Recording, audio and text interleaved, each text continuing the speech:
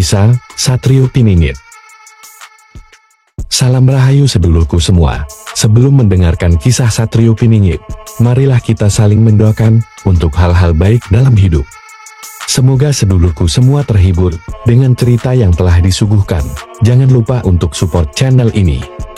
Anda boleh memberikan like, komentar, dan subscribe, juga berkomentar dengan bijak dan baik. Apabila kalian tidak suka, boleh berhenti untuk menonton. Terima kasih. Niat baik.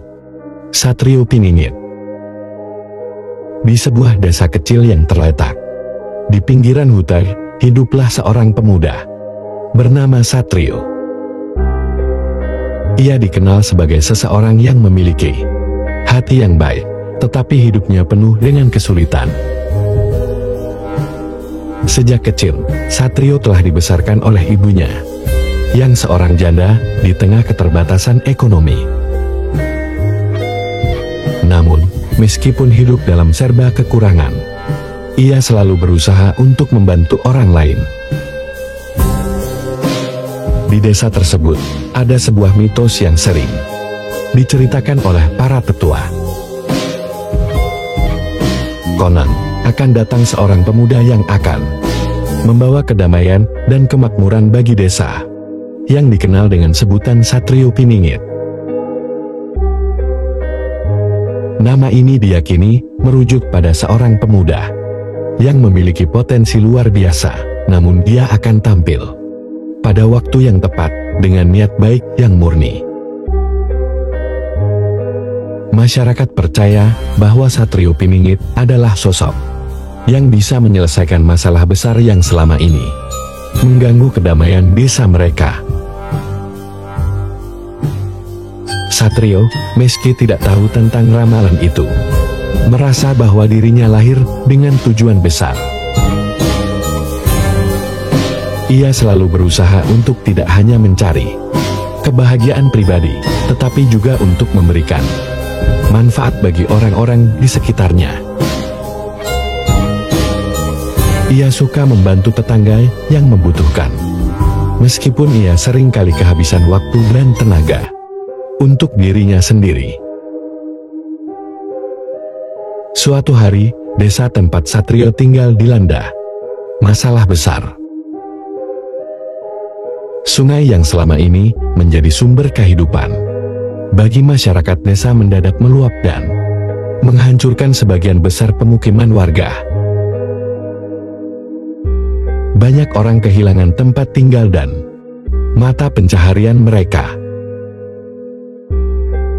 Kondisi ini membuat desa terpuruk dalam penderitaan yang luar biasa.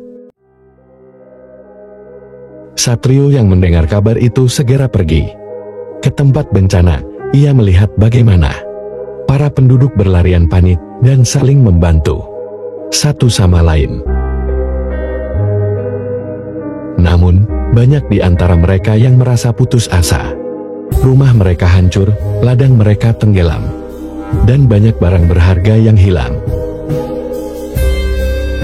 Satrio merasa sangat terpukul melihat penderitaan mereka, namun hatinya tetap tegar.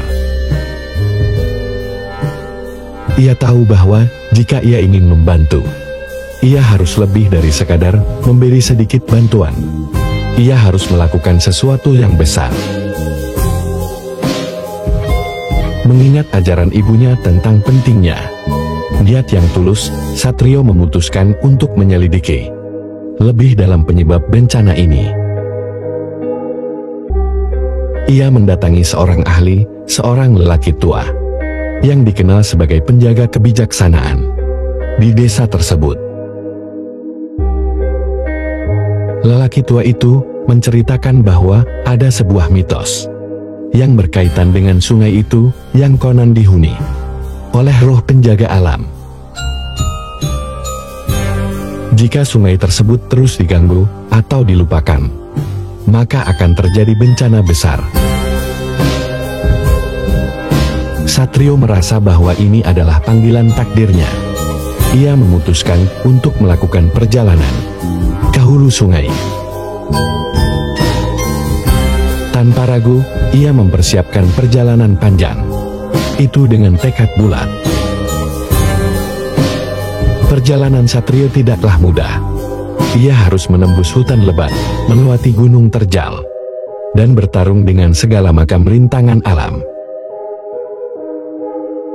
Namun, niat baiknya untuk menyelamatkan desa mendorongnya untuk terus maju. Ia percaya bahwa jika ia sampai ke tempat itu dan menyampaikan permohonan dengan tulus, mungkin saja bencana yang melanda desanya bisa dihentikan. Setelah berhari-hari berjalan, Satrio akhirnya sampai di tempat yang disebutkan oleh lelaki tua itu.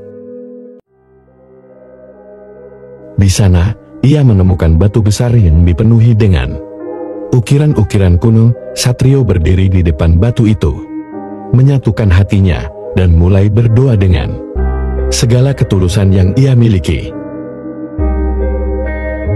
Ia memohon agar roh penjaga sungai mendengar permohonannya dan mengakhiri bencana yang menimpa desa. Tuhan yang Maha Kuasa, doa Satrio mengalir. Dengan penuh pengharapan, aku datang dengan niat yang murni untuk menyelamatkan desa yang telah lama aku cintai. Kami tidak ingin hidup dalam kesedihan dan kehancuran.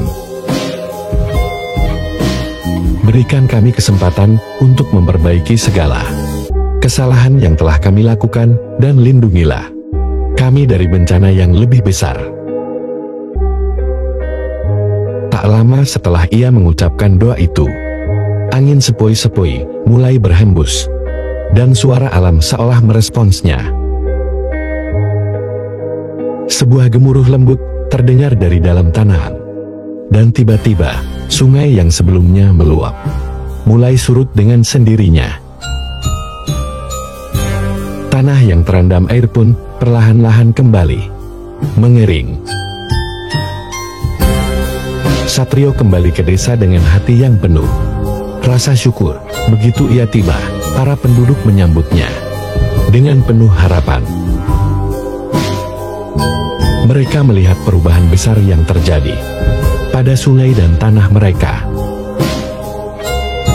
Bencana itu perlahan menghilang, dan kehidupan kembali normal.